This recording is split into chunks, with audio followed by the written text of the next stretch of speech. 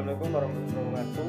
Sebelumnya perkenalkan, nama saya Mustafa Fahrudin dari kelas SKR NIM 22709 Fakultas Kehutanan Institut Pertanian Yogyakarta.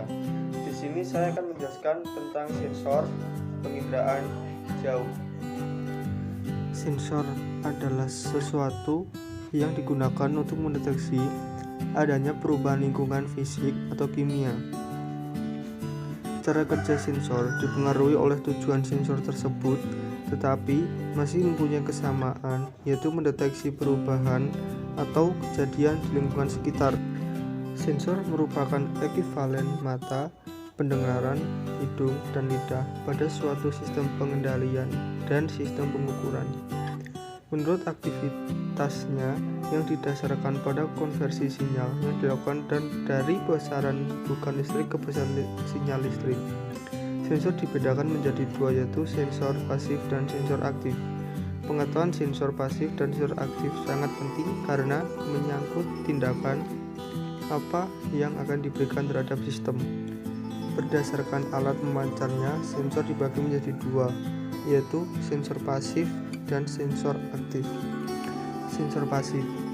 Sensor pasif adalah sensor yang tidak membutuhkan sumber energi tambahan dan secara langsung mengeluarkan sinyal elektrik untuk merespon rangsangan. Dengan kata lain, energi pada rangsangan oleh sensor menjadi sinyal output. Berikut ini beberapa contoh sensor pasif, yaitu mikrofon. Yang kedua, sensor aktif. Sensor aktif adalah sensor yang membutuhkan sumber energi tambahan untuk bekerja. Sumber energi luar biasanya disebut sinyal eksitasi atau excitation signal. Sinyal tersebut oleh sensor dimodifikasi untuk memproduksi sinyal output. Berikut ini contoh sensor pasif, yaitu termokouple, piezoelektrik, fotodiodo, dan generator. Berikut ini contoh diagram klasifikasi sensor pasif dan sensor aktif. Sensor fotografik, yaitu sensor yang berupa kamera. Kamera tersebut menggunakan spektrum visible atau tampak mata sehingga dapat menghasilkan citra foto. Yang kedua, sensor elektronik, yaitu sensor yang menggunakan tenaga elektronik dalam bentuk sinyal. Sinyal ini bekerja pada spektrum yang lebih luas, yaitu dari panjang gelombang sinar X hingga gelombang radio dan gelombang mikro.